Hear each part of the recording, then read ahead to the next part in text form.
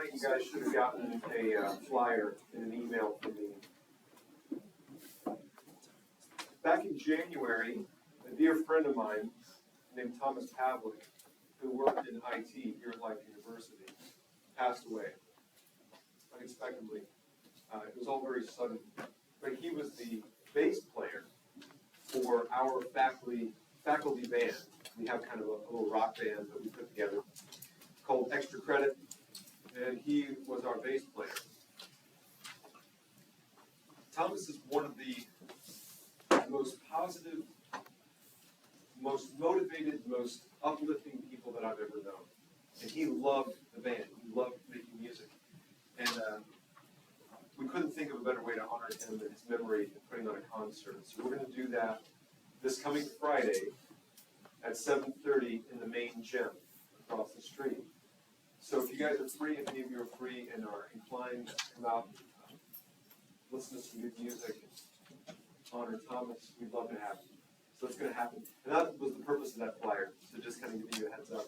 If you want to join us, it's going to be a really good time. We're going to remember him, but we're also going to have a good time. That's what he would have wanted. So do join us if you can on Friday at 7:30. All right, is everybody checked in? Who can check in? Because I know we have still some issues with the Quickly app. You still working on it? Okay. Before we jump into the conversation for this week, do you guys have any questions about what we went over? It seems like it's been a month since we've been together. Does it feel like that for anybody else? Yes. Yeah, it's only been a week. I know, it's ridiculous. Yeah. So this isn't about like material or anything. I was just gonna say, are we getting a, I guess, study guide for our midterm, or is it gonna be this? That's a great question. I gave the study guide in quarter 1 because of the volume of material. There's less than half the material in this course as compared to first quarter. So there's no real reason for the study guide. Okay. Practically everything that you're going to need is in McInerney's little book. I do encourage you guys to read it. If you do, it'll really help you. This week and going into, well, finishing up last week and going into this week's material, we're going to be looking at the introduction to Stevenson's text, which we touched on last quarter. But the short answer is, I don't do a study guide for this class for that reason. There's just not enough material there to really necessitate it. But that's a great question. Yes? I do have a question about, the principle of the excluded middle. Yes. And then after it says gray areas, I would consider gray areas as middle way. So isn't that a contradiction? No. But that's a great question. So the question was, the principle of the excluded middle, defined as it is, seems to contradict the very idea of gray areas. If there is some gray between black and white, doesn't that refute, at least, if not completely contradict, the law of the excluded middle? And then the short answer is no, but we need to unpack that a little bit and figure out, like, why is it the case? Why is there no contradiction there? So let's start with that, and then we'll kind of push forward from there. Sound good? That's an excellent question, by the way. We good in the back? All right, perfect.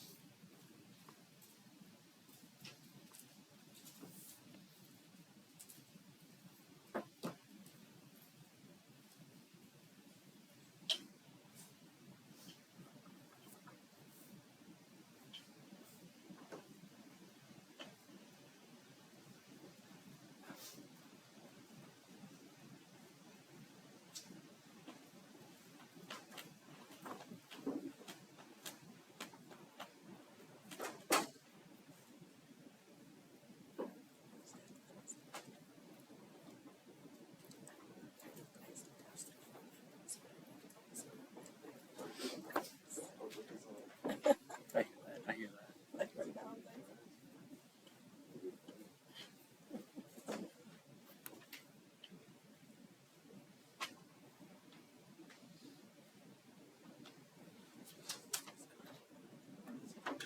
Once my computer figures out what's going on, maybe it's too early for it to,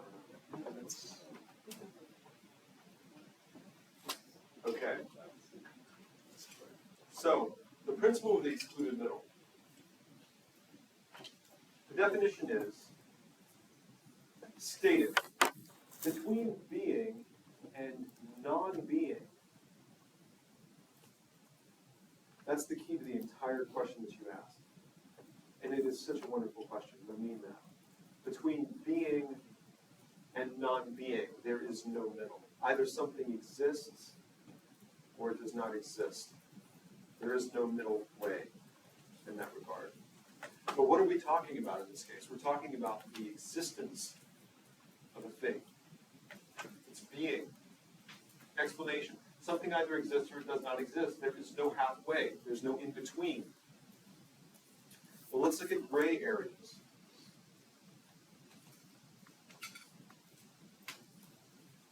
A gray area is a situation in which the truth cannot be clearly established. The law of the excluded middle has to do with existence of an object or a thing. Gray area has to do with situations and the truth of those situations. So you should be able to immediately see a distinction. For me to say that the computer exists is to state a fact, according to McInerney. McInerney lays down two objective facts. Do you guys remember what they are?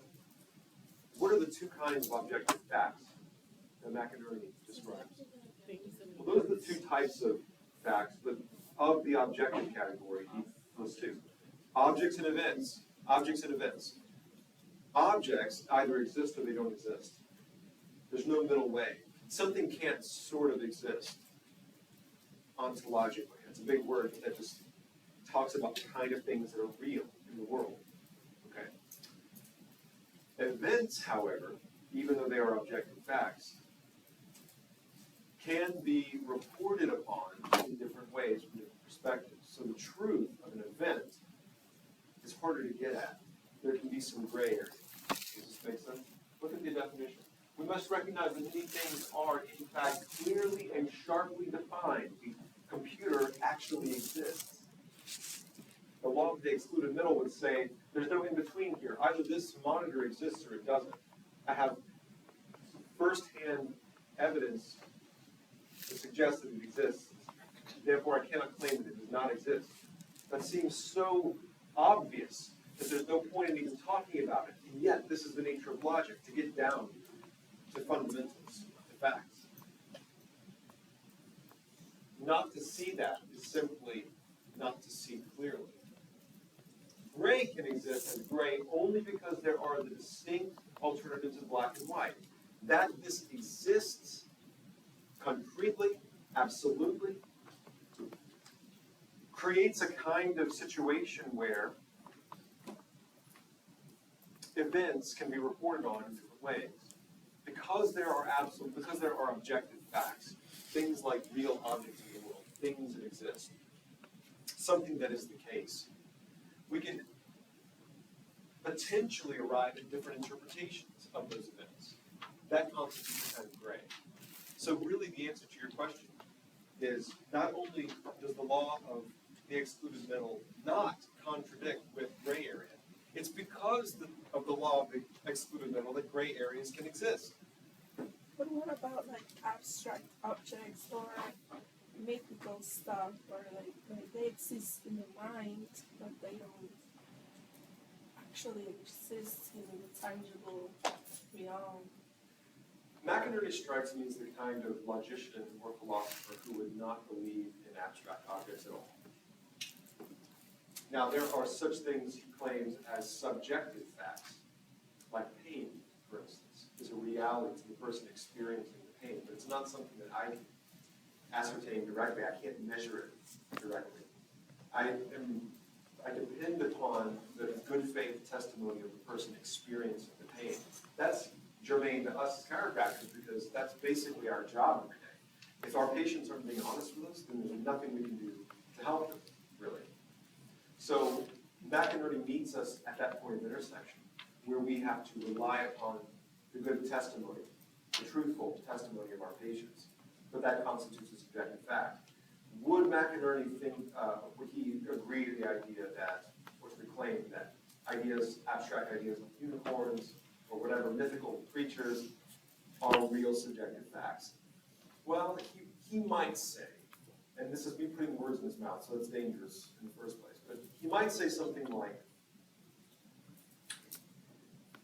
imagining certain mythical creatures is an event, and it's real to the person's experiencing it, but in no way does it constitute a reality objectively in the world. There are no such mythical creatures, but it is an event that we can report on, at least from a first-hand account.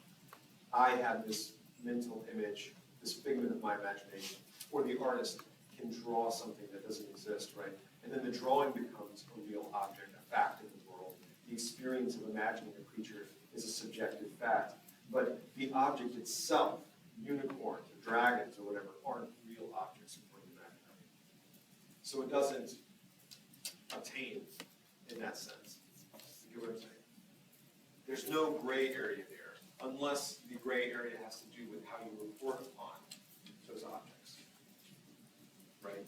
How closely can our words match the subjective experience that the artist has in imagining these creatures? Does that make sense? Yes? If I told you that black and white thinking is a cognitive distortion, what would you say? I would agree with that, but again, it's context dependent. It's context dependent. And it really has a lot to do with our judgments. So black and white thinking as a cognitive distortion or error generally appeals to or refers to judgments. This thing is good, that thing is bad. Okay?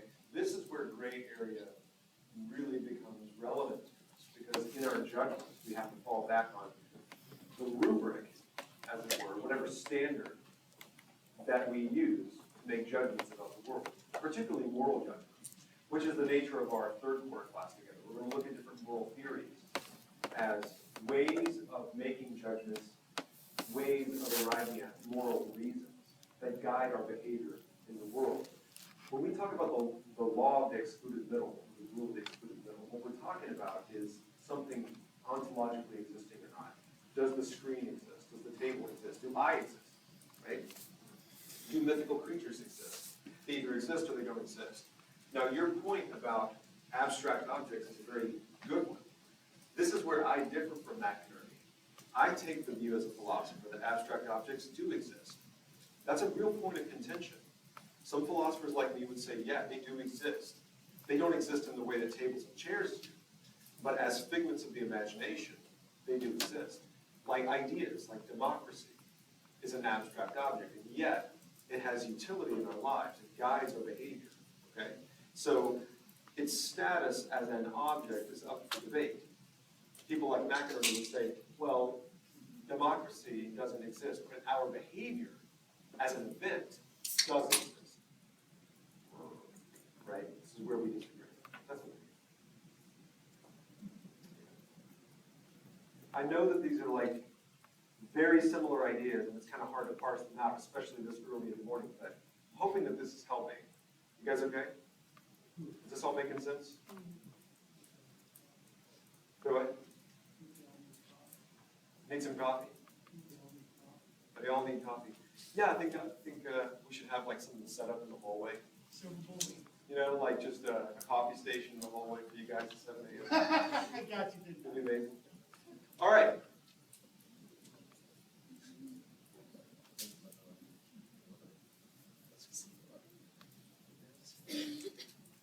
Okay, week two.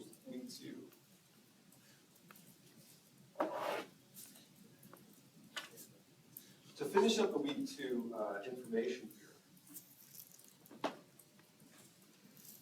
we ended here. We were talking about Aristotle, and we were talking about change and causes of change. Okay? Now this is extremely important. You're going to see this again. How is it that things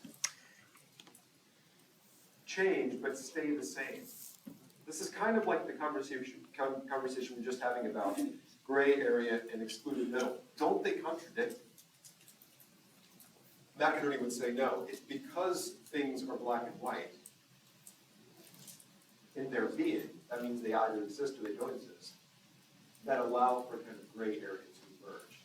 And gray is the way in which we report on events in the world. Does this make sense?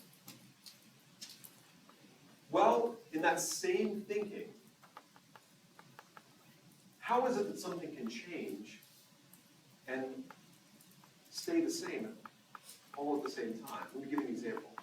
Let me get to your question. I have memories of being a child. One of my memories has to do with this scar that's on my knuckle, here, on my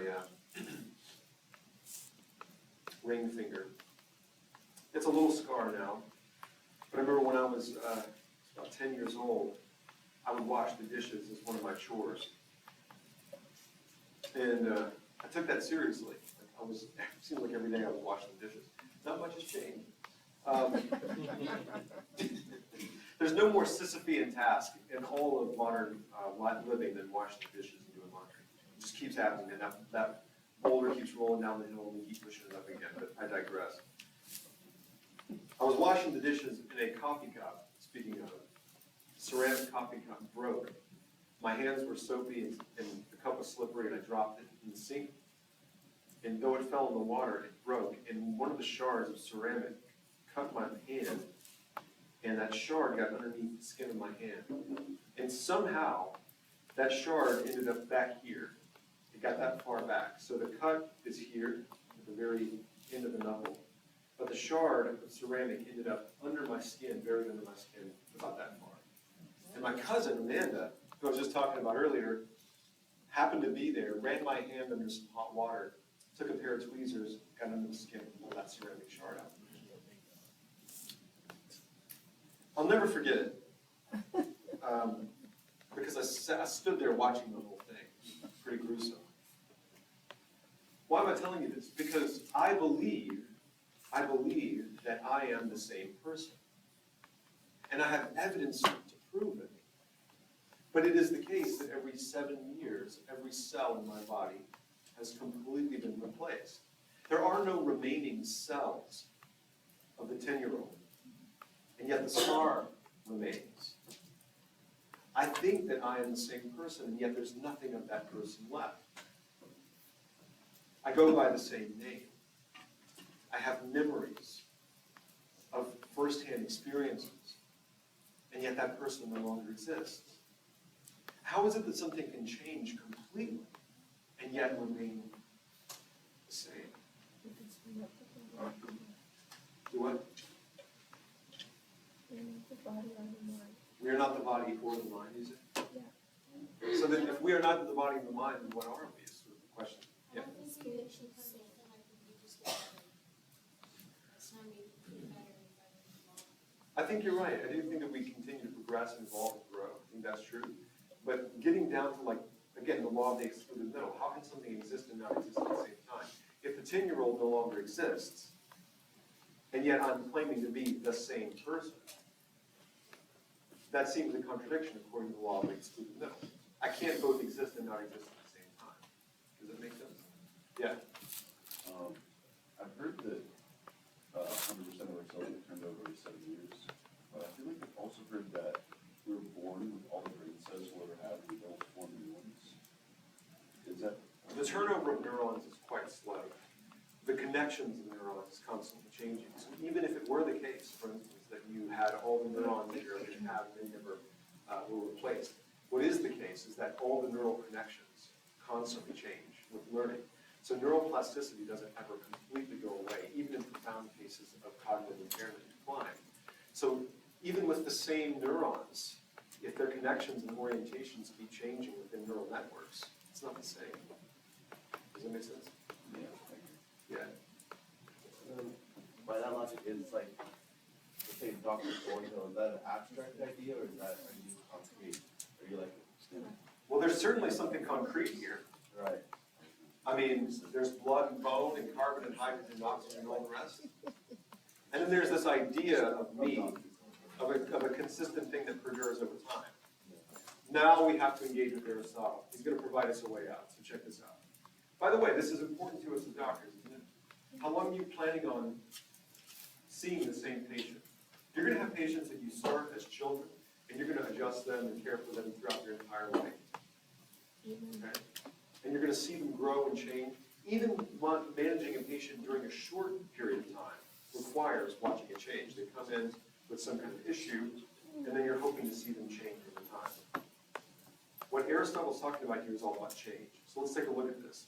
He identifies 4 causes of change. 4 causes of change, okay? An efficient cause, material cause, formal cause, and final cause. Okay, let's look at these one at a time. To turn a block of marble into a statue, you have to have these 4 causes. First, you need the marble itself. That's the material cause, quite literally the material out of which something is made. What's the material cause of Dr. Thornhill? Carbon, hydrogen, nitrogen, oxygen, phosphorus, sulfur, magnesium, copper, et cetera, et cetera, et cetera. See? Yeah? Yeah. That's the material cause. Then you need something like an efficient cause, the thing that's doing the changing. In the case of the sculpture, it's the sculptor, the artist. He's the efficient cause, or she is the efficient cause, the one literally applying force to the marble, changing its structure. The formal cause is the idea of the sculpture in the artist's mind. I want it to be shaped this way. Let's pause for a second. What's the efficient cause in human change? Like you say, the patient is sick or they're hurt and they're going to change into somebody who's well. What would be the efficient cause? Awareness? The innate. Yeah, we could. I think innate is a great word here to use for that. Some people would say, well, the biochemical processes of human physiology, we could dress it up in all kinds of scientific language, but I think chiropractors really get it right here. Innate intelligence is the efficient cause that brings us from a point of infirmity or injury to a point of health. Okay? That which instrumentally or principally modifies our form, modifies the matter, brings it into a new orientation, healing. Well, what's the formal cause then? The formal cause is the way that the thing ought, I'm using a big, sort of ought here, it ought to be. For instance, if you cut your hand, which is the example that I've been giving, is there a, quote, proper orientation of the skin cells that's most advantageous for the function of my hand? Of course there is, right? The disorganized state of torn, damaged tissue is not going to work very well. There's some better state that the tissue can be in terms of form and function. Does that make sense? So the innate, which is the combined total physiological processes of my body, will change the tissue into a more advantageous state. That's the formal cause, how it ought to be. Does this make sense? Even if the result is a kind of scar. Are you following me so far? The final cause is what the sculpture actually looks like. Do you think that the most advantageous state of my hand is scarred? No, it would have been better had the injury never happened in the first place. Does that make sense? It would have been better if the injury had not happened in the first place, but it did. So the best we got is this scar. It's not perfect, but it's functional. Okay? There are limitations to matter. Who says so? Ralph Stevenson says so. B.J. Palmer says so. Yes? So, like, could you think of it almost as like calluses forming as well? Like, those are advantageous to us because of the like increased wear and tear. Yes, absolutely. That's a great example. So the body is adaptable. There are similarities between the human body and a sculpture. Okay?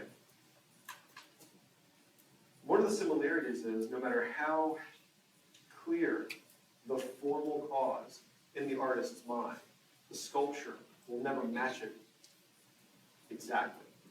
Does that make sense? There will always be some minor difference between what you imagine and what is. Does that make sense? We can call these limitations of matter.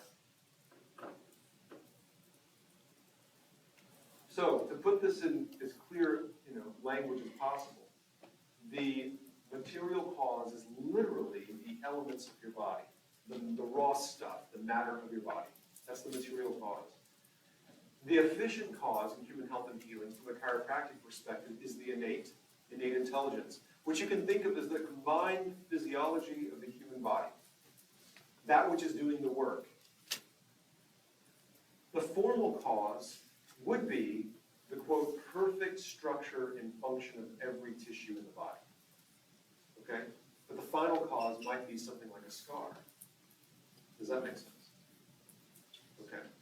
Aristotle identifies these four causes as a way of making sense of change.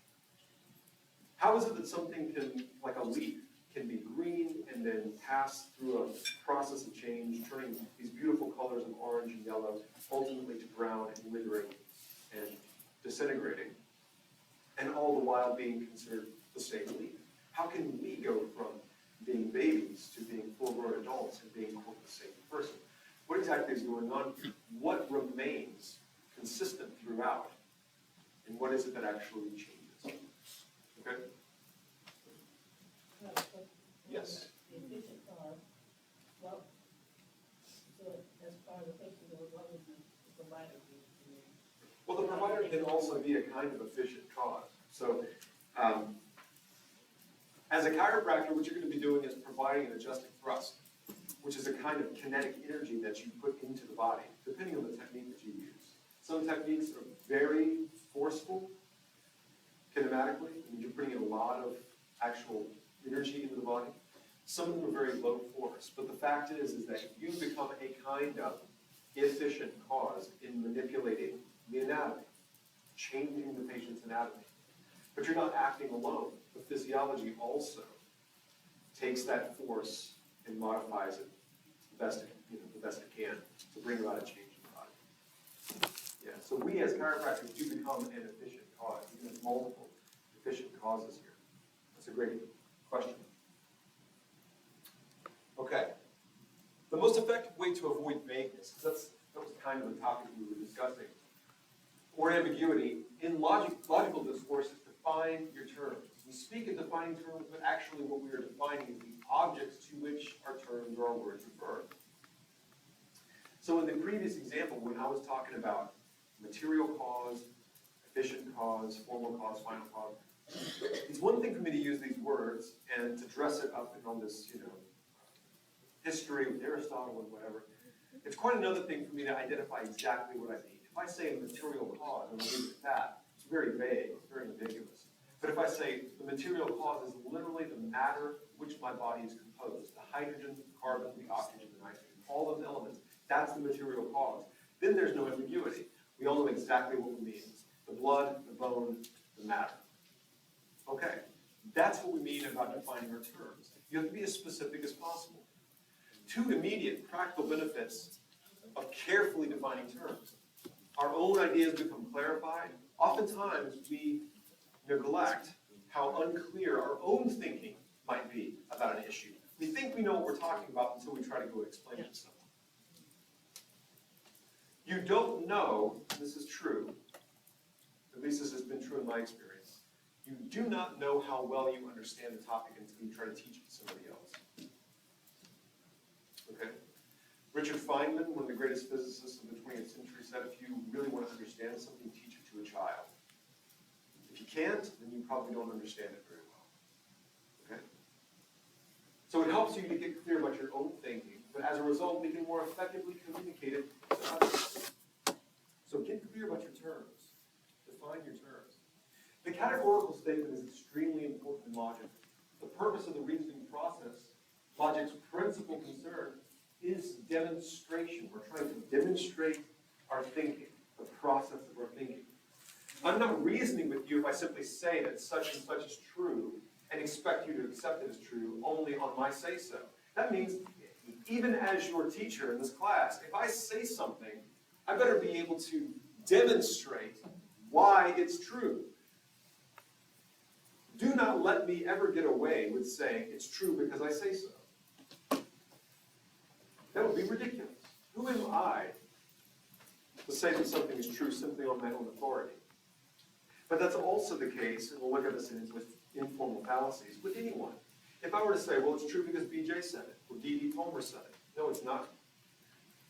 The person saying it does not make it true or false. It has to be demonstrated as true. Does that make sense?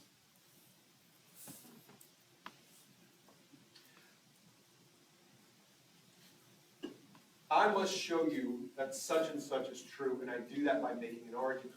An argument will only be as good as the statements of which it is composed, and those statements in turn will only be as good as the terms of which they are composed.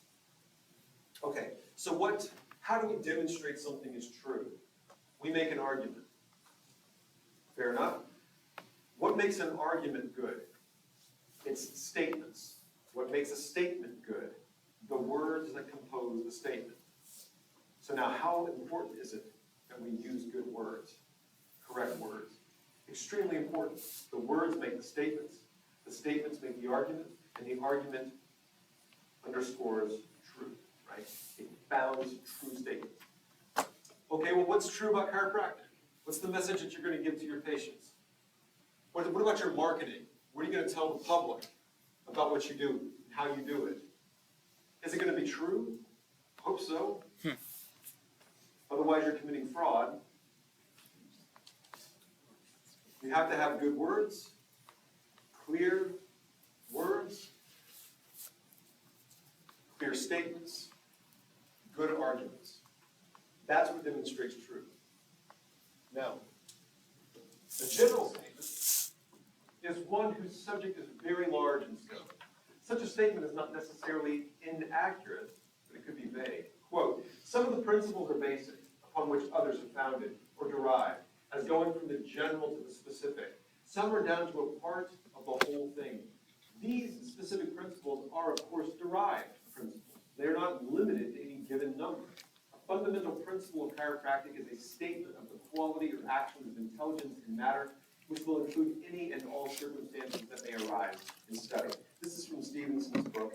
This was one of the required readings for this discussion. What Stevenson is doing is he's setting us up. He's saying, I'm about to give you an argument. Think back to what we just said. Arguments are based upon statements. Statements based upon words, yeah? I'm about to give you an argument proving the truth of chiropractic. Do you think that's a big deal? Yes. It's huge. Ralph Stevenson taught philosophy at Palmer College while BJ was the president. I can't imagine more pressure as a faculty member. Okay? If that were me, every day I'd come to work and be like, BJ, why don't you do it? You just teach them.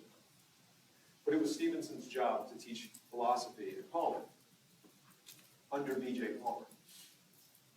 What he did was take all of the combined works that BJ put together at that time and condense them down into a kind of syllogism, a deductive argument, proving the truth of chiropractic. That became the foundation of traditional chiropractic philosophy for generations. To this day, a great number of chiropractors live and practice by these principles. In fact, if you hear a chiropractor say that they are, quote, principled, these are the principles they're talking about. Okay? Delta Sigma Chi fraternity. They have to memorize these principles. That's how much it means to them. Okay? We're going to look at this argument, and then we're going to look at what contemporary philosophers in chiropractic, like Dr. David Cope, what they've done with the argument since it was first published in 1927. Why are we doing this? Again, for generations, this argument, these principles have been the foundation of traditional chiropractic philosophy.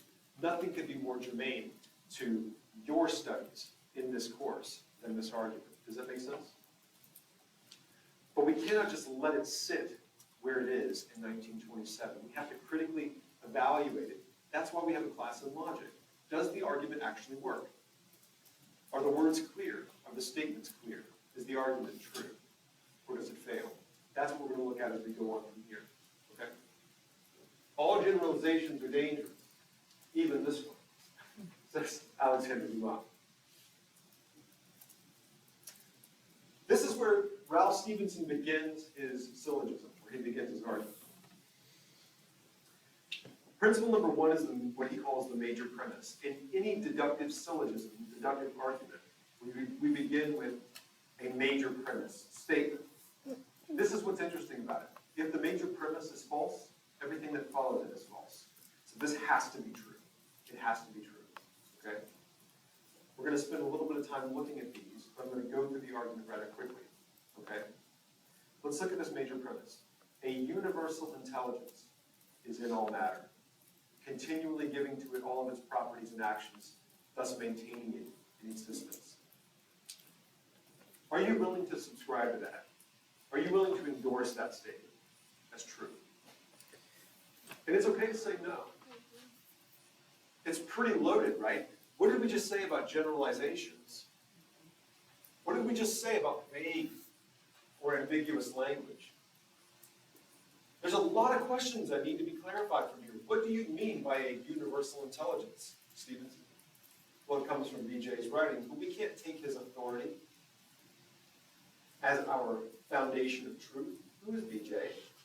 He can't just, by edict, say something is true and make it true. He's not a god. Either a universal intelligence exists or doesn't. This is why we have to read Stevenson's introduction to get a sense of what he means by universal intelligence. My question to you, however, is, can we go there with him? Can we make this assumption for the time being so that we can evaluate the rest of the argument? Are you willing to go there with him? When you watch a movie, you have to suspend your disbelief. Have you ever heard this terminology? What does it mean to suspend your disbelief?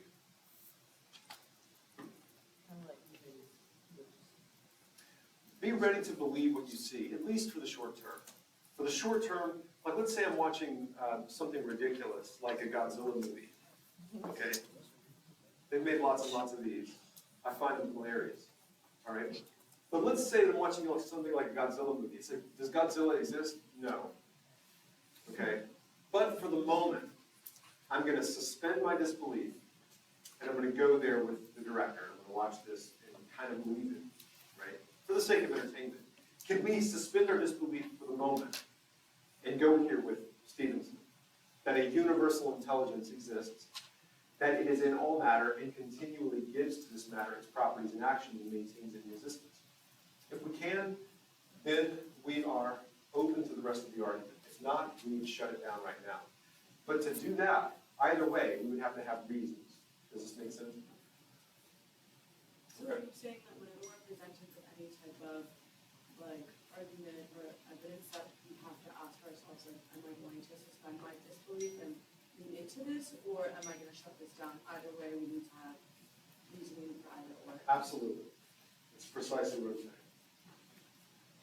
One of my affirmations is I am more alone and less of you. That's a great affirmation. That's a great affirmation. If somebody makes a claim, let's say the claim is chiropractors are quacks. Ouch. I don't have to be offended in the first place. This is just somebody's criticism, right? Does that constitute a premise? It can if they, build off of that and make it into an argument. Or it could represent a conclusion. Therefore, chiropractors are quack. Okay, well then they'd have to have some kind of argument that built up in that statement. Does that make sense? In either case, I would have to ask myself, am I willing to, for the moment, suspend any judgment and follow the argument to its conclusion? Or am I going to shut it down from the start? And if I do, I have to have some argument of my own as to why it needs to be shut down. Does that make sense? Yeah. Doesn't this all just become subjective because it depends on what there's the text?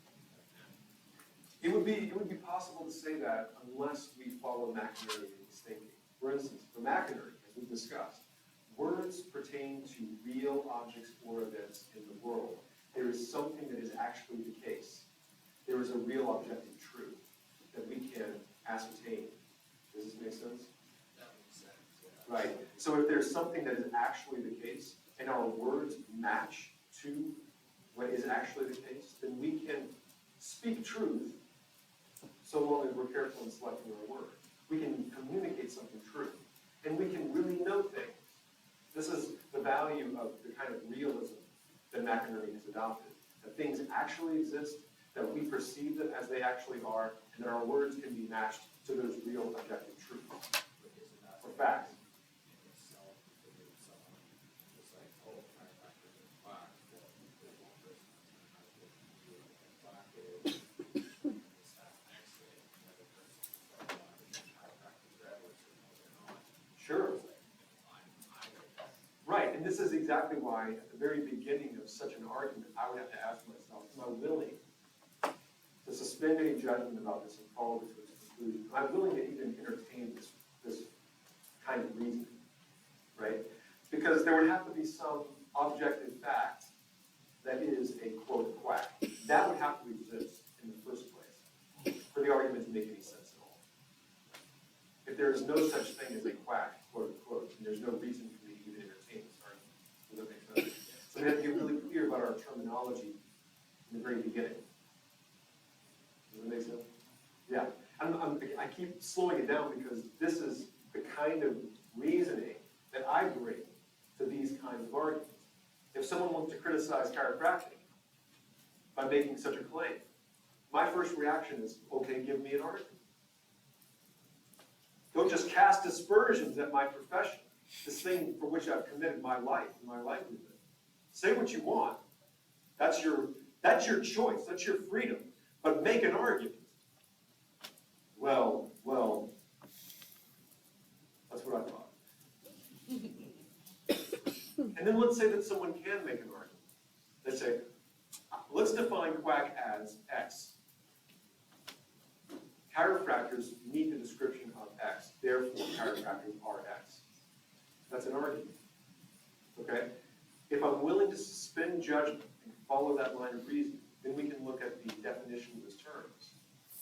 And only then can I build a kind of counter argument. Does that make sense? But this is the kind of good faith argument that is so rare in the world these days. But that kind of intellectual discourse requires sound reasoning, which is exactly what this class is about. Either such a thing as a quack exists ontologically as an objective fact, or it doesn't. And if it does, and only then is it possible for chiropractors to meet that description. Then if that's the case, you'd have a sound argument. If not, you don't. Does that make sense? This is why we study logic. Most of the time, what you guys are going to experience are people that just cast judgments, dispersions, criticisms, and they're completely empty. Because people can't make arguments. They don't even know how. They wouldn't know an argument if it hit them in the face. That sounds pretty harsh, but it's true. Okay? This is where Stevenson begins his argument. A universal intelligence is in all matter, continually giving to it all of its properties and actions, thus maintaining it in existence. That's his premise. It's an assumption that we make about the world. Okay? If that's true, it follows the expression of this intelligence through matter is the chiropractic meaning of life. Okay? Now, meaning of life in this case is not what you typically think of in a philosophy course, where meaning is tied to purpose. What is the purpose of my life? That's not what Stevenson means by meaning. What he's talking about is what makes life different from non-life. Things that are living versus things that are inanimate, like tables and chairs. Okay? Intelligence, manifesting itself through matter, is what life ultimately is in its essence. Okay? As opposed to inanimate objects like tables and chairs. The union of intelligence and matter. Life is necessarily the union of intelligence and matter. That follows from principle number 2. If you're gonna have something that's, quote, alive, it has to be both the raw stuff of which it's made, but it also has to be intelligent. What do we mean by intelligence? Given to it by this universal intelligence, which is the foundation of the whole argument. Life is a triunity having three necessary uniting factors: intelligence, force, and matter. Matter we understand. It's the calcium, it's the phosphorus, it's the carbon, it's the hydrogen, etc. Force is something that we understand from physics. Physicists really only acknowledge four forces: strong and weak nuclear forces, gravitational forces, and electromagnetic force. What about this intelligence? Well, again, that's baked into the major premise. If there is such a thing as a universal intelligence, that universal intelligence can express itself through raw matter. And that's what's going to give meaning, definition, to life versus non-life. Which means you have to have three united factors: matter, force, and intelligence. That's all he's saying so far. Okay? Are you guys with me? We call that the triune. The perfection of the triune. In order to have 100% life, therefore, there must be 100% matter, 100% force, and 100% matter. This is a kind of miniature argument within the bigger argument. Okay? He's already led you to a conclusion. He's saying that if you want something to be alive, you have to have the complete fulfillment of these three factors in their totality. Principle number 6, there is no process that does not require time. So this bringing together of force, matter, and intelligence happens in time. He's adding this premise not just for completeness, but because this is how things seem to exist for us in reality. Things happen in time. The amount of intelligence for any given amount of matter is 100%, and it's always proportional to its requirements. What he's trying to say here is that if you want to get something that's organized, no matter what it is, like Dr. Thornhill, you're going to have a certain amount of percentage, let's say, of intelligence to give rise to that organization. Why is it that after my hand got cut, it healed back in a similar form?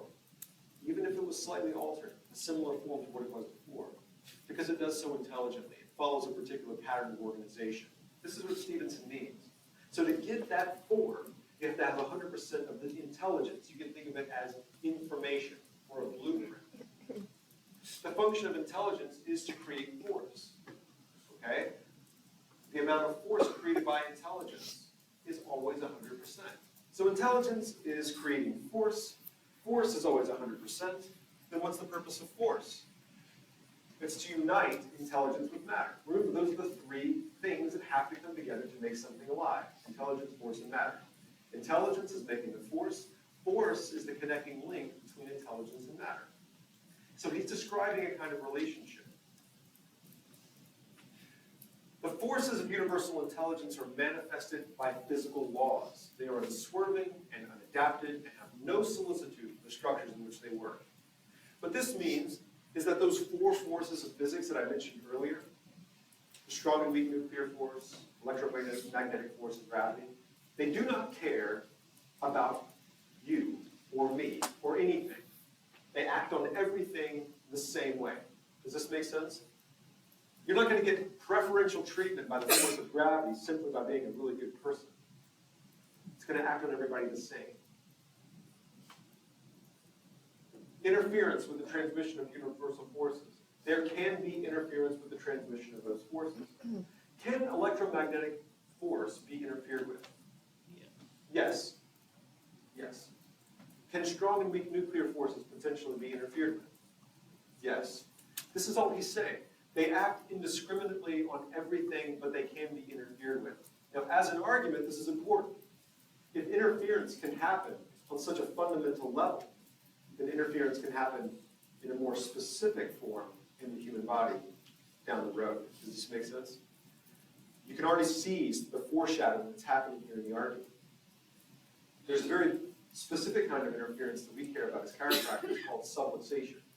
What he's done here at this early point in the argument, we're getting close to about halfway.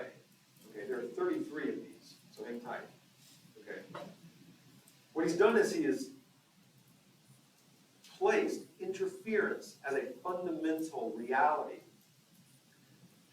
at the level of physical laws. Could not be more foundational. And if interference is happening there, interference is happening at every level of scale. Does this make sense? Including at the spine, including in the nervous system. So this is the way that he is setting the argument up to justify subluxation down the road. The function of matter is to express force. Let's do a brief recap. Intelligence creates force. Force links intelligence with matter. Matter expresses force. You guys have to understand this. Okay? Force is manifested by motion in matter. All matter has motion, therefore there is universal life in all matter. What this means is, at the very ground level of all material objects, there is motion. You may not have ever heard this term, but there is a thing called Brownian motion that Einstein discovered. He confirmed it. The idea of it preceded him, but he confirmed it experimentally. Anything around you that seems static, still, is actually in motion. Pretty wild. But if you had a sharp enough microscope, you could observe the table, your laptop, the water bottle. Everything is in motion. The atoms of everything are constantly moving. Brownian motion. Where does motion come from? It comes from the application of force. Think about what Newton said. An object at rest will remain at rest. An object in motion will remain in motion. Acted on by an outside what? Force. Force is what creates motion. Everything is in motion. Are you with me so far? What is the purpose of force? To link intelligence with matter. What is the purpose of matter? To express the forces that are constantly acting upon it. Everything is in motion. Everything is expressing intelligence through force. Does this make sense? Matter can have no motion without the application of force by intelligence. What does intelligence do? It creates force. When we get to principle 16, we reach a turning point where we stop talking about universal things and start talking about living things. And it also marks the halfway point of the argument. Universal intelligence gives force to both organic and inorganic matter. Now that's not just carbon chemistry, that's life and not life. Okay? Every effect has a cause, and every cause has effects. That means things happen in a sequence-specific fashion. Number 18, the signs of life. Remember, we're talking about living versus not living. The signs of life are evidence of the intelligence of life. Intelligence creates force. Force moves matter. Intelligence is expressed through the force acting on matter. So whatever living things are, they are a manifestation, a representation of intelligence.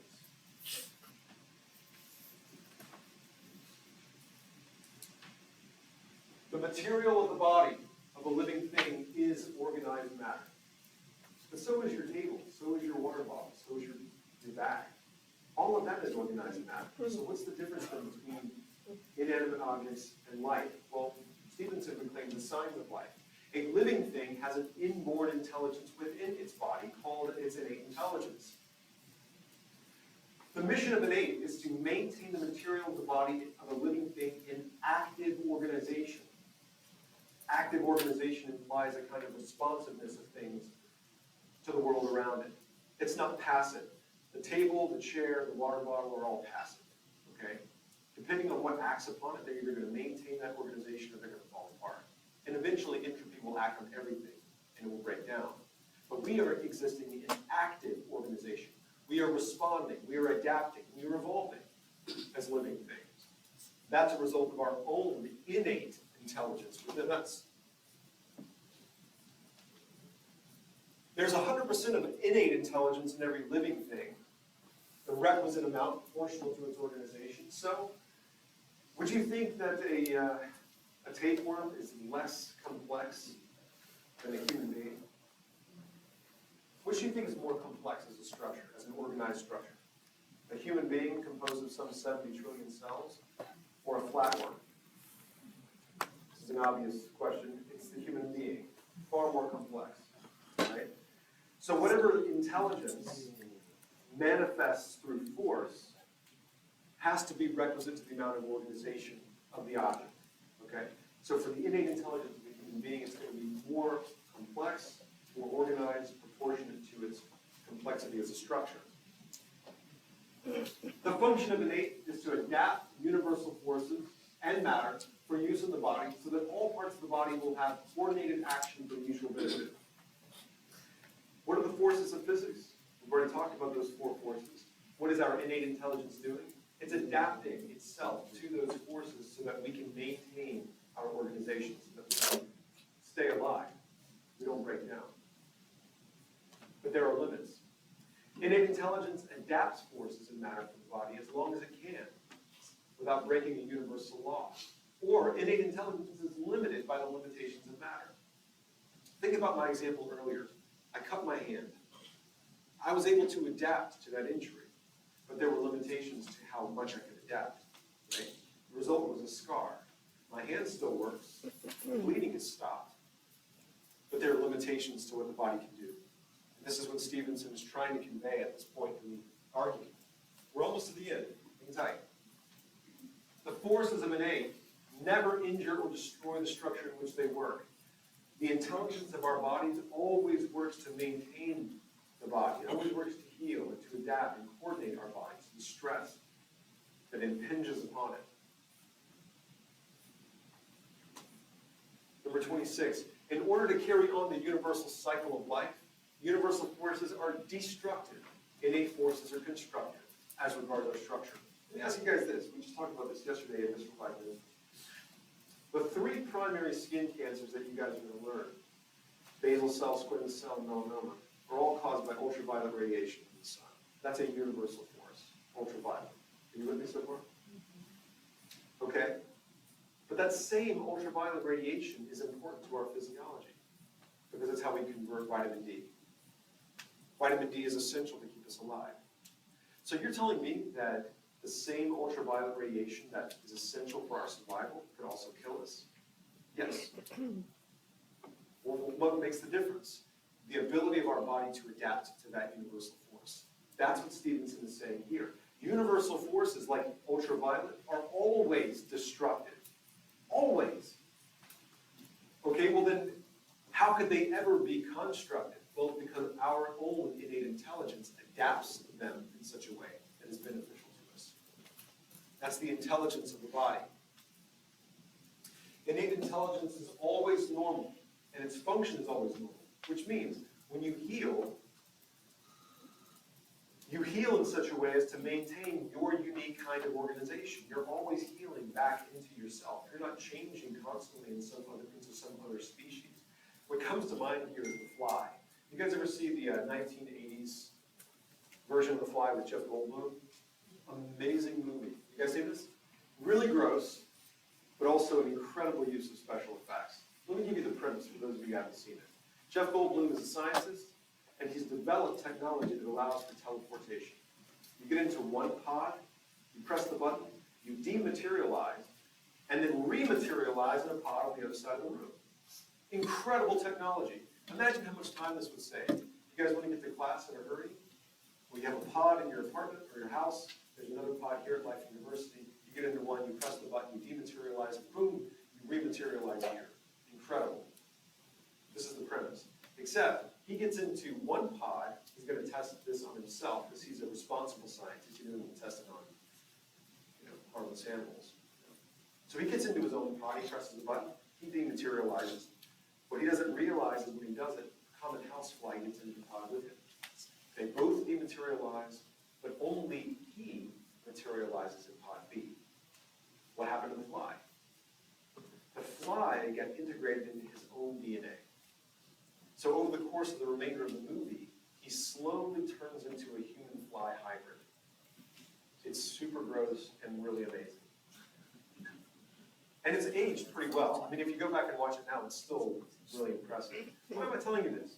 Because innate intelligence, as you continue to turn over those cells, remember that your cells turn over every 7 years, you're going to continue to be a human being. Not just a human being, but you as a unique human being.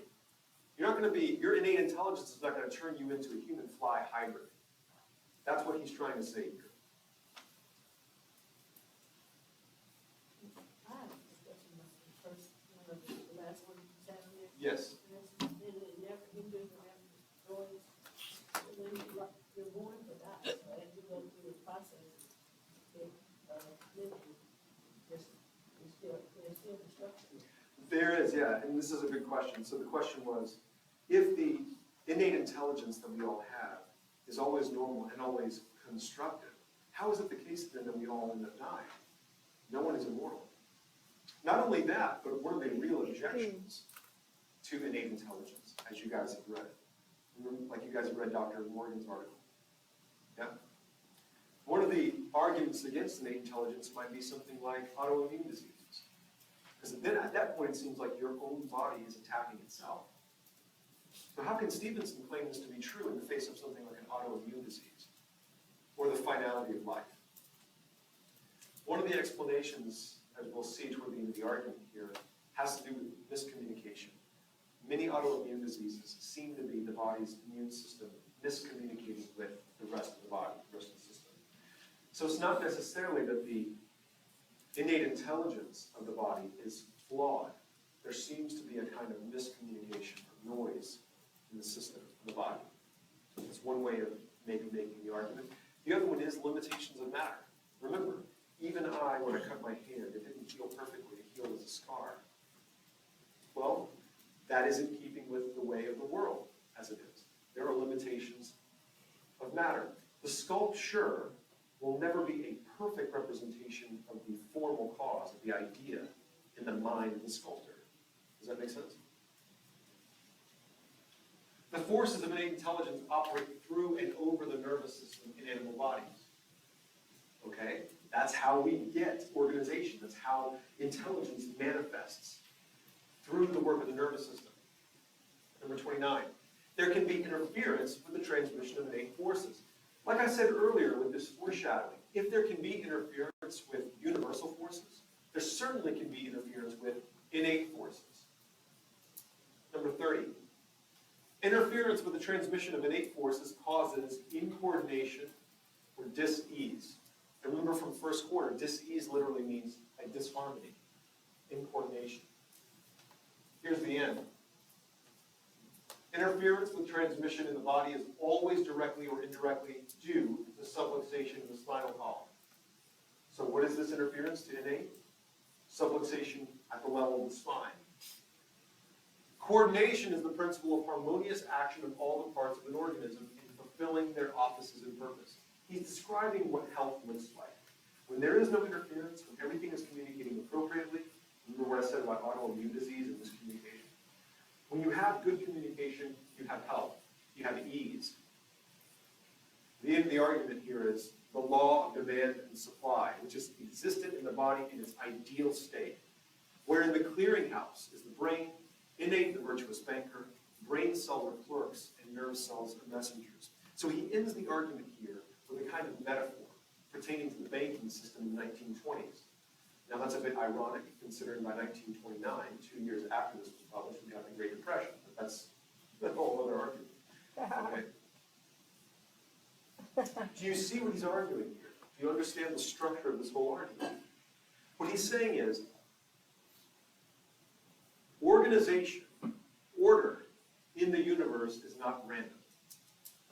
That really is the assumption behind the major premise. In the world that we live in, the universe that we live in, we have order, we have complexity, we have organization, and it's not random. It points to a kind of universal intelligence. Okay? That universal intelligence is manifest in each one of us as a kind of innate intelligence that keeps us organized, that keeps us coordinating and adapting. And in its ideal state, it operates perfectly. But there can be interference. When that interference happens, it leads to dis-ease.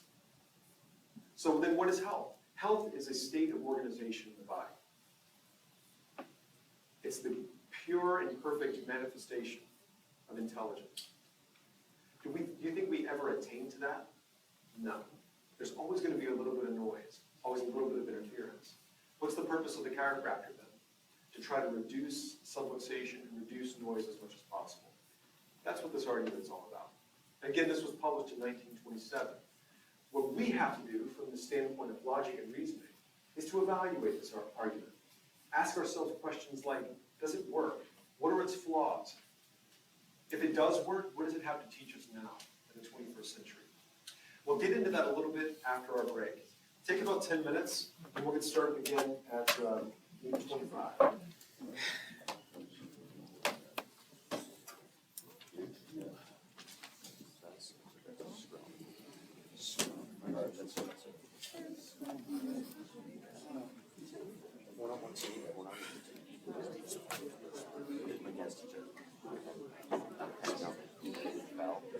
That guy, he couldn't develop it. He couldn't develop it.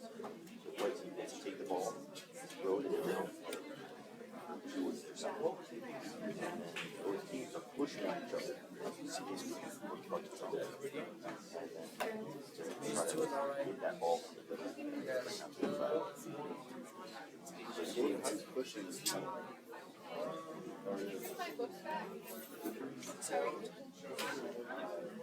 I mean, she's always just. I mean, you said you're done with it, right? Yeah, I think they're not like a trip, but they're all in Cincinnati.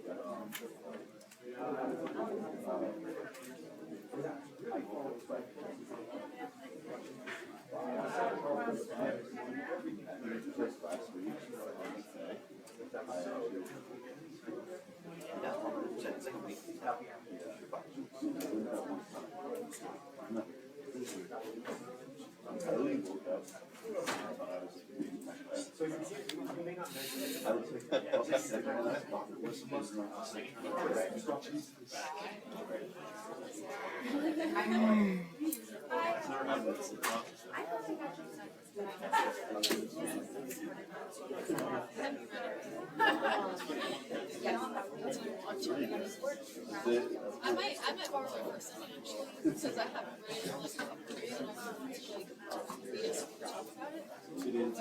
But now I appreciate it. Do you think I would finish it? no, I would rather you, I just not. If you need to do it, and then like, you do it. Yeah, okay, sounds good. Well, we'll wait until. Oh, yeah? Yeah. Everybody's just on it? It must be a great one, honestly. Oh, just this.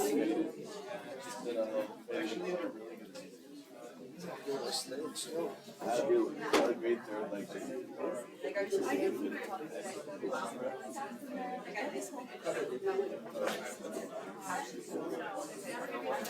I like it too. But my stuff's not like, I'll do like single-legged.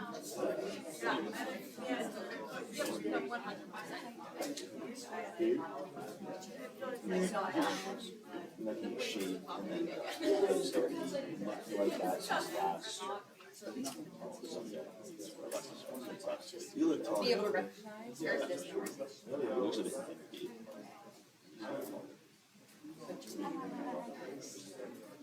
I went to Saturday. So what, how do you get I went a couple times. I'm not going to the 60.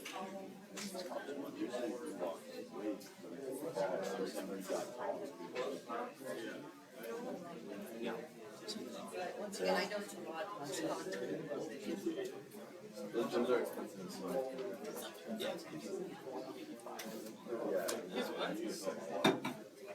I'm coming with you.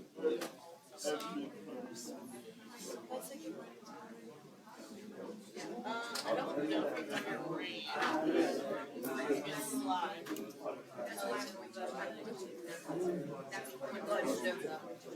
No. really? Wow. How is it? Is it good? Yeah, I mean, I don't think so. Maybe in the settings, but so I do know if you turn it, you can see a lot to go. Oh, yeah, that's all. There is a toolbar.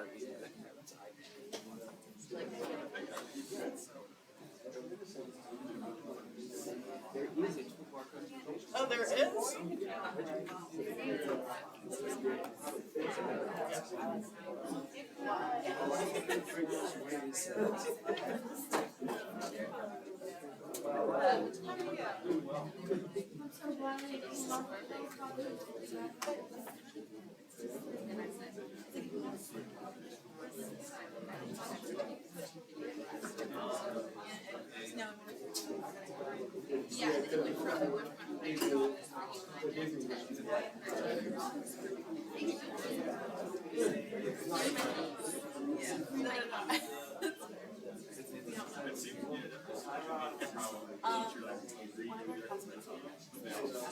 Yeah.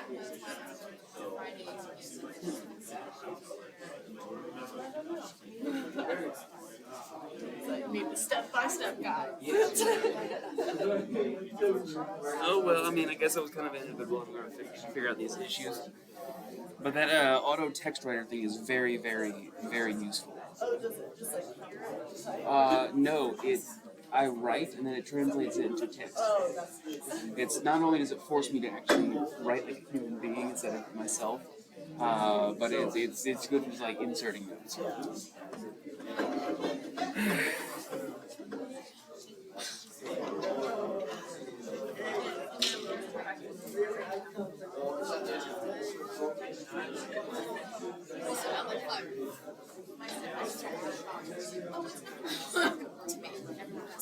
Yeah, so.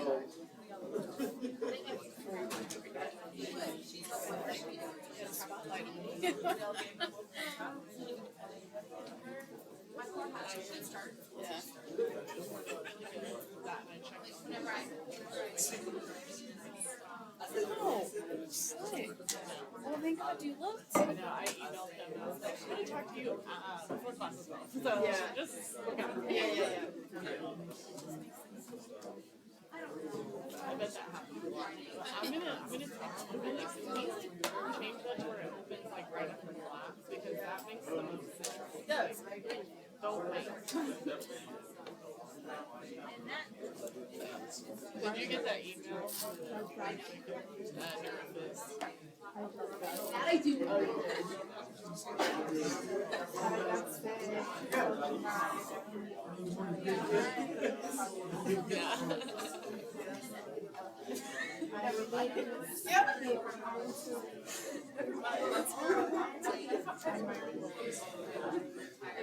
I definitely stressed over students, and now I feel like I've got a group, but then I missed one of the quizzes, and I was like, Oh, great.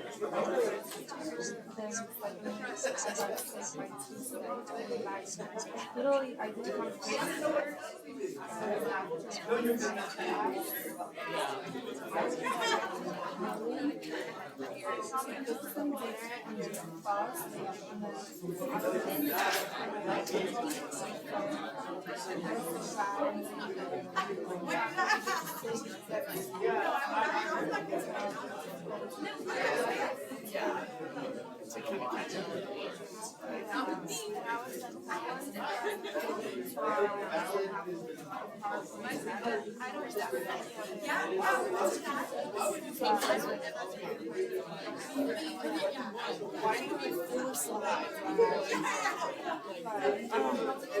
taking up too much space. I thought about like taking it week 1, week 2.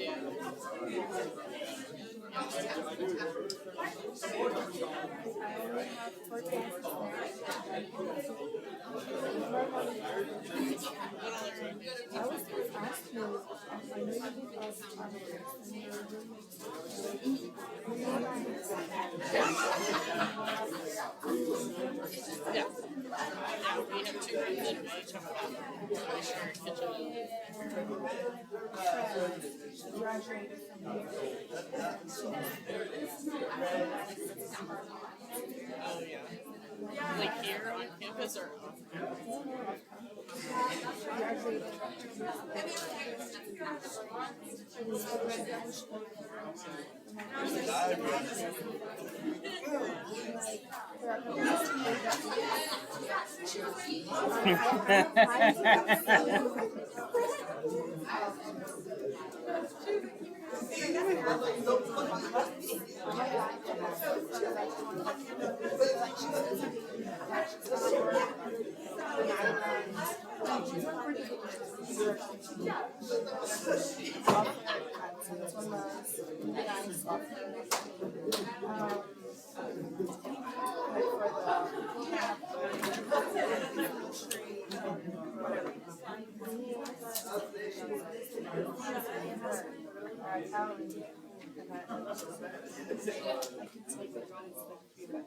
Yeah.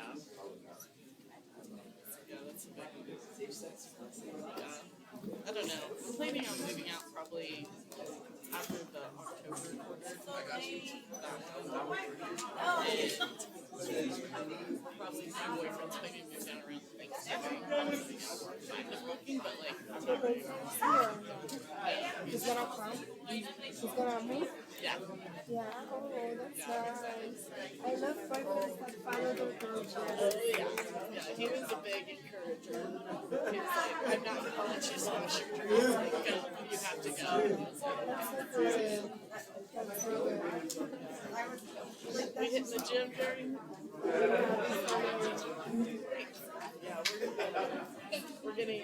You're gonna probably move with him. Yeah, so we're moving with him, and then we may live with other people. But we're gonna get a house. We're talking about getting engaged here soon, and then You're getting engaged! got the ring and everything. Wants to do it. So now I'm like, oh my god, when's it gonna happen? It's definitely out. I'm excited. Thank you. They talk about just going to Vegas. And then doing like a wedding, like,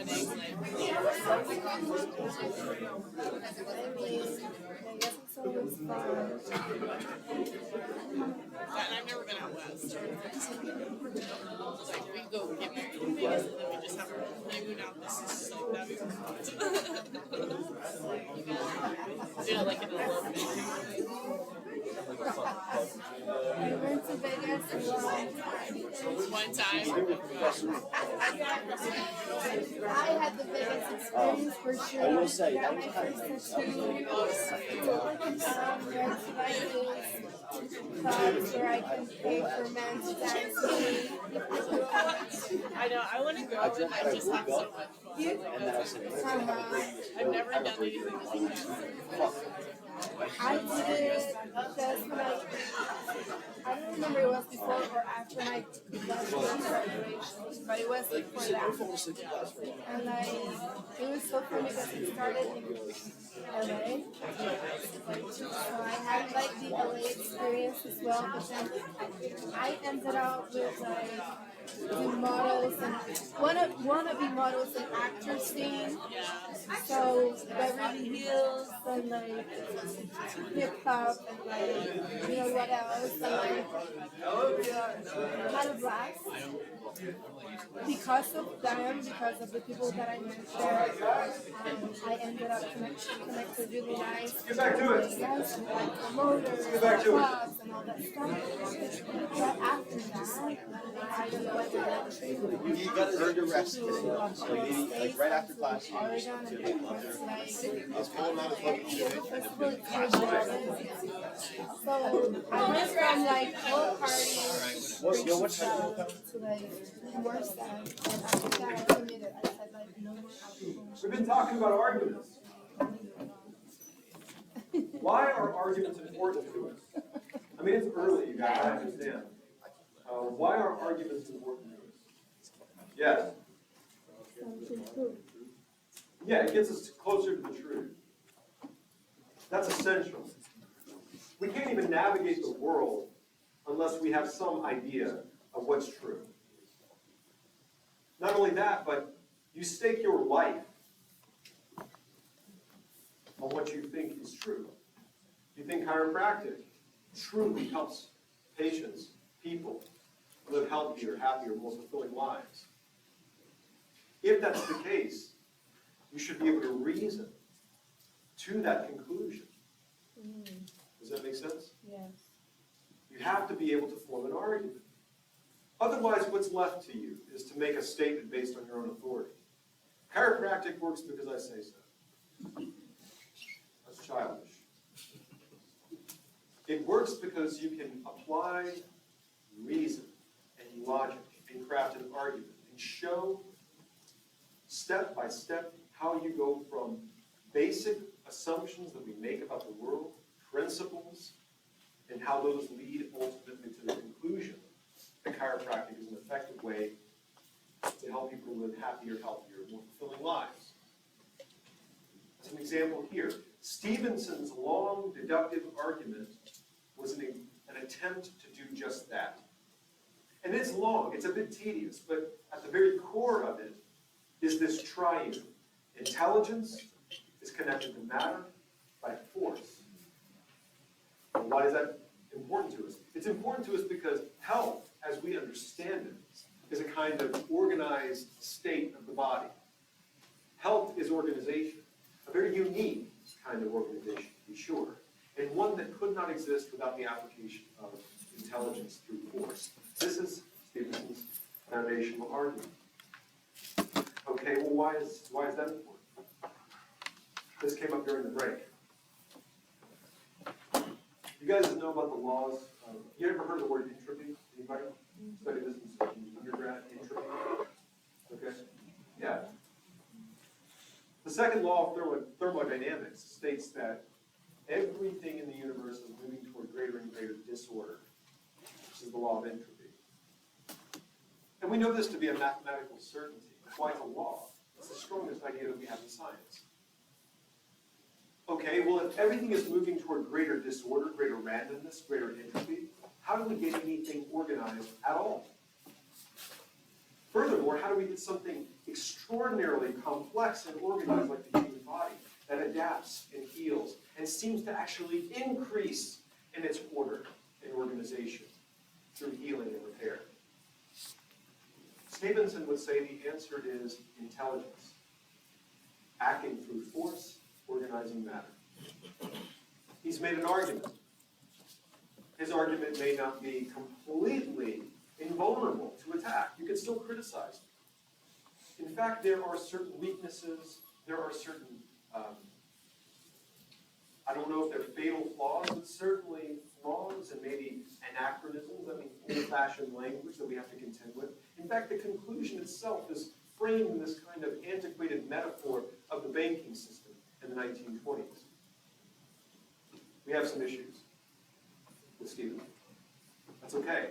What we're going to do in this talk is look at the language of argumentation, and we're going to analyze Stevenson's argument from a contemporary perspective. We're going to use Dr. David Koch's revision of that argument as our foundation. I've given you guys excerpts from Dr. Koch's book in Blackboard, so please read those. Please try to follow along. This painting is supposed to depict the Roman Senate. We can assume that this figure standing here is someone like Marcus Tullius Cicero, the great orator, in the time of Julius Caesar. The reason I mention that is because in those days you lived or died, literally, by the strength of your arguments. Will chiropractic philosophy survive? It's determined by the strength of its arguments. Recall the earlier reference to the elemental move of reasoning, the inferential move, whereby we go from one idea that is known to be true to a second idea that is recognized as true on the force of the first idea. This move constitutes the heart of argumentation. So how an argument should work is you begin with a statement, a major premise, that is most certainly true. Now, granted, it's an assumption that we make about the world, but it's one of the strongest assumptions that we can make. What you would hope would be something like a statement of an objective fact. The monitor exists. If that were our major premise, we'd be in pretty good ground here. Because my words are now attached to an objective fact. Or maybe an event. What would that event be? We met for class at 7 a.m. on April 22nd. I had to look at my watch because it's so early I don't even know what day it is. That's an objective fact. It's an event. Okay? Me neither. If that were our major premise, then we could say, because that's true, inferentially, we can also say that certain other things are true.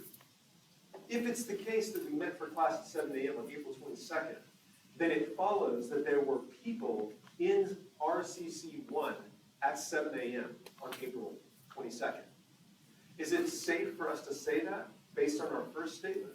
Absolutely. That's an inferential move. We can infer that there must have been people in RCC1 if, in fact, CPAP 8102 met that day. Does that make sense? Now, is that always the case? No. Could we have met somewhere else for class? Sure, but we're making an inferential move. This is how argumentation works. Yeah? What's the difference between an inference and an assumption? Inference is a kind of assumption that we make based on the stated facts. So they're kind of one and the same. It just represents a unique category of assumptions.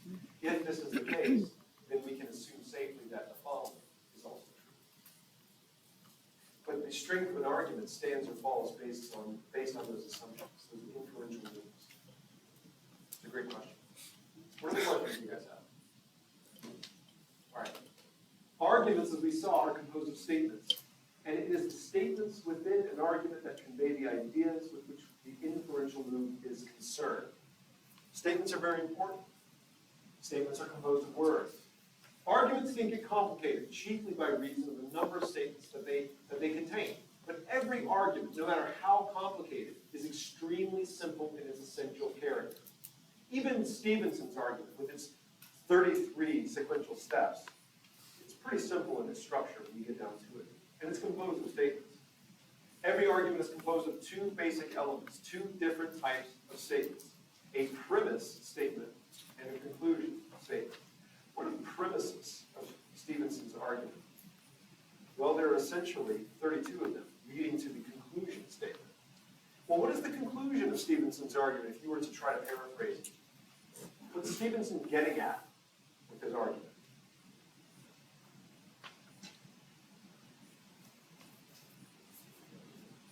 It's really the big idea. Another way that we could phrase it would be, health is the result of intelligence acting through force, organizing matter. That's the conclusion of the whole argument. And I truly wish it had been stated that clearly, rather than being dressed up in the metaphor of banking. This is why we have to take a fresh look at Stevenson's argument. If someone were to ask me, Dr. Thornhill, describe chiropractic philosophy in the fewest words possible, I would say, organization implies intelligence. That's just a restating of the triune.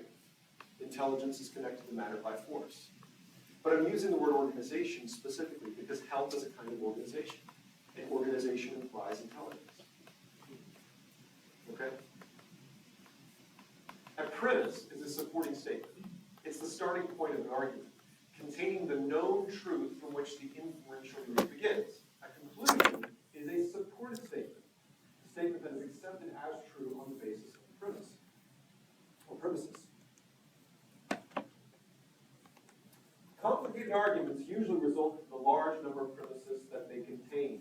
Stevenson's is a great example. As mentioned, and from how those premises relate to one another. You can have a set of premises in which one builds on another so that they have to be arranged in the proper sequence. Stevenson's is a complicated argument, to be sure. anything that's that long, any argument that requires 33 steps, is complicated. Logical indicators for premises are because, since, on account of. I might ask you, what are some examples of logical indicators? Indicators for premises. Because, since, on account of. Common logical indicators for a conclusion are the words therefore, thus, and so. How do you know in an argument whether what you're reading is a premise or the conclusion? Well, if the words because and so are being used, it's probably a premise. If the author has used the words therefore and thus, it's probably the conclusion. Okay? Absolutely. To get them out of sequence would be to commit the fallacy on the syntax error, essentially. You're getting the words and the argument out of order. It's not going to make sense anymore. It would be like the effect preceding the cause. What are you doing? Same. I'm just figuring out how to use the new device. You put them Well, both. I have not seen it. I'm recording with this, so that way I can hear his work later on. And then I have to let my notebook at home, so I'm trying it with this. Yeah, I love this. Well, that can And be the case, basically, and it works great with I fiction, like but that. even then, by the Just time you give get to the art. end of the story, you should be able to construct for yourself a series of cause and effect events that lead to that conclusion. I can So extend an the argument can computer even be into derived from something as trivia, the Matrix, or Memento, or there have been plenty of sci-fi movies that play with backwards causation, but ultimately, when we're talking about deductive arguments, the premise precedes the conclusion. If it's going to make sense. More elaborate expressions can be used to announce premises, like in view of the fact that. And conclusions can be framed as it necessarily follows that. Blah, blah, blah, blah, whatever it is. Okay? So look for these indicators in examining arguments. How do you know you're dealing with a premise or a conclusion? The nature of a universal statement is such that if it is true, a particular statement with the same subject and predicate is also true. This is for universal statements. The logic behind the move from universal to particular and the necessity it entails is simple enough. If I know something to be true about an entire group, then it must also be true about any portion of the group. That is, if I've correctly identified a universal statement. Okay, well, here's an example. All men are mortal. Is that true? I mean, I'm asking you honestly. Is the statement, all men are mortal, true? yes. Yeah, that's the definition of man. Man is mortal. To be anything other than mortal would be something other than man. Does this make sense? It would be nice to use human. All men are mortal. Socrates Man. is a man. He's a particular individual within the category of mortal men. Woman. Does that make sense? Socrates is a man. Therefore, Socrates is mortal. Minimal. This is exactly Yeah, he just what said is being referred to human. here. There's a universal statement Yes, about where men, the woman that is, and men. they are mortal. Socrates is an individual example within that category, which means what's true of the category of men must also My be true of feminist Socrates. is showing. Therefore, Socrates is No, mortal. I'm not a feminist. A universal intelligence is in all matter, continually giving to it all of its properties and actions, thus maintaining it in existence. That's a universal statement. If it's the case that universal intelligence is in all matter, then I, as a representation of matter, must also have universal intelligence manifested in me. This is the beginning of how we have to evaluate Stevenson's argument. Does that universal statement about universal intelligence hold true? And if it does, what are the implications? How does it change the way we read the argument? The move from universal to particular ensures a necessarily true conclusion. The movement from particular to universal offers no such assurance. Knowledge of a part does not allow me to say anything definitive about the whole. It's not enough, I love this quote, it's not enough for a premise to be true, to make it a sound foundation for an argument. It must also be sufficiently large in scope to encompass the conclusion. And that's precisely what cannot happen if the premise is a particular statement and the conclusion a universal statement. Conclusions have to be very specific.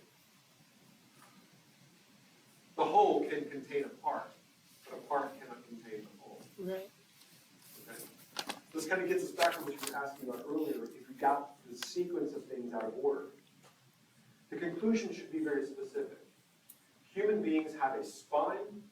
Within the spine is the central cord of the nervous system that communicates messages and allows order and organization.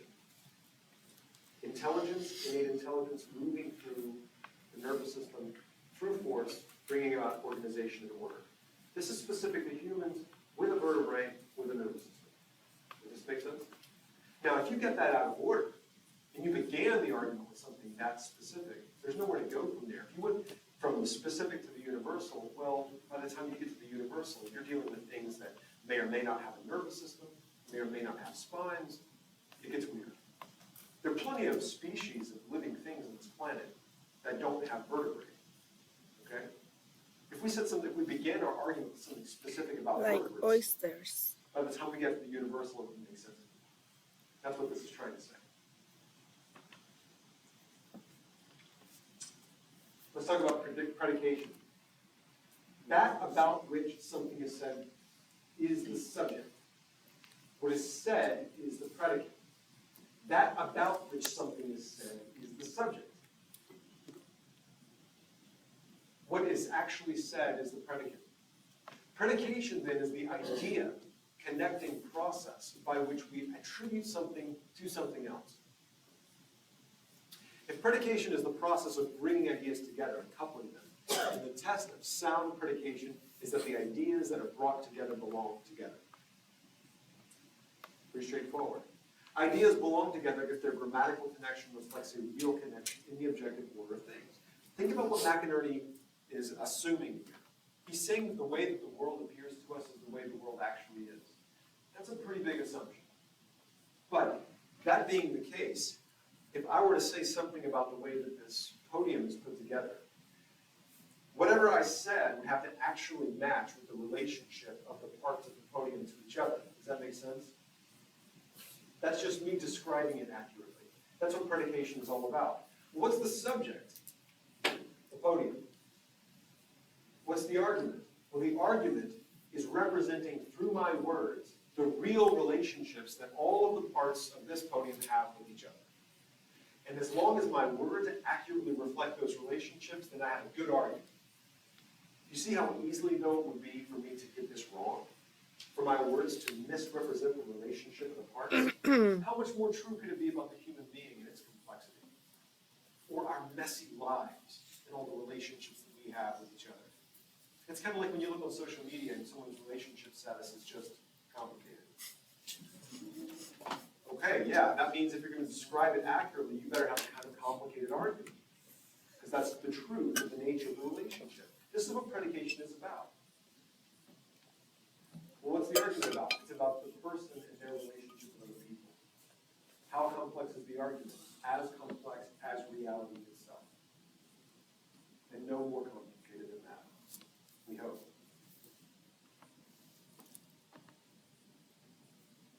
Let's talk about negative and affirmative statements. Affirmative statements connect ideas. Negative statements disconnect ideas.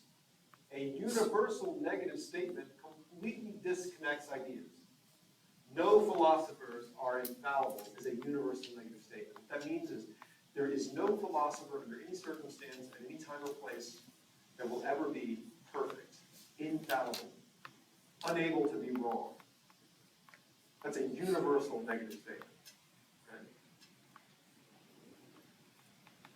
A particular negative statement disconnects ideas incompletely. Some North Dakotans do not read Charles Dickens. That's true of some North Dakotans, but maybe not all of them. So it's an incomplete negative statement. Some chiropractors do not perform vital signs on their physical exams.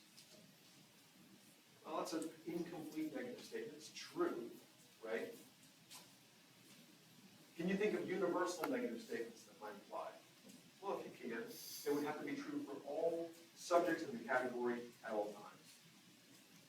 When we say that a statement can be affirmed or denied, we are saying merely that it can be true or false. Negative statements can sometimes be tricky, and we must be careful when we use them to make sure that they are actually saying what we intend them to say. people can get carried away with these general statements, and I see it all the time. This gets back to what you guys said earlier about black and white thinking and the cognitive dissonance that comes from this. My kids are so guilty of this kind of extreme black and white thinking, all or nothing thinking. You always tell me to clean my room. No, I don't always tell you. I sometimes tell you to clean your room. Okay? You really want to make somebody mad, try to clarify the generalities of arguments, especially when they're already upset. Is it the case that I always tell them to clean their room? No. It just feels like it right now because you're angry. But there is a truth of things, and that truth matters, doesn't it? A statement is the linguistic expression of the most fundamental comparison the mind makes when it relates one idea, the subject, to another, the predicate. That's a statement. We call judgment the mental act by which we link ideas in a way that enables us to make coherent statements about the world in which we live. Coherent goes back to the coherence theory of truth.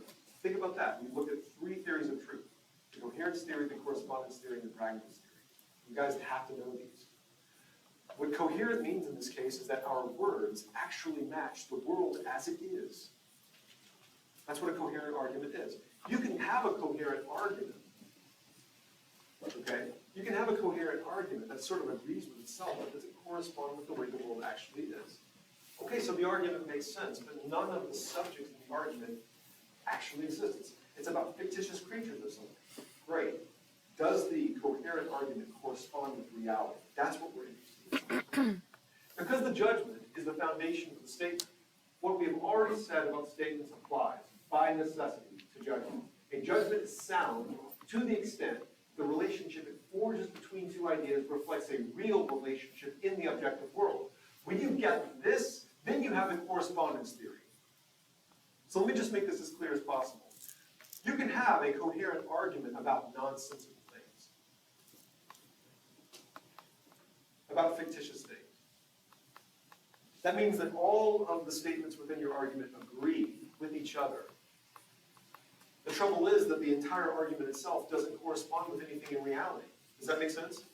You have this whole argument that you've made about unicorns. Great. All of the statements within the argument cohere with each other. Fantastic. It holds according to the coherence theory of truth. Wonderful. The only problem you have is that there are no actual unicorns, so it doesn't correspond with anything in the real world. How much value does it have to you at this point? Maybe a lot if your whole purpose is to write a work of fiction about unicorns, but maybe not so much if you're out there in the world hoping to engage with such a creature. Okay?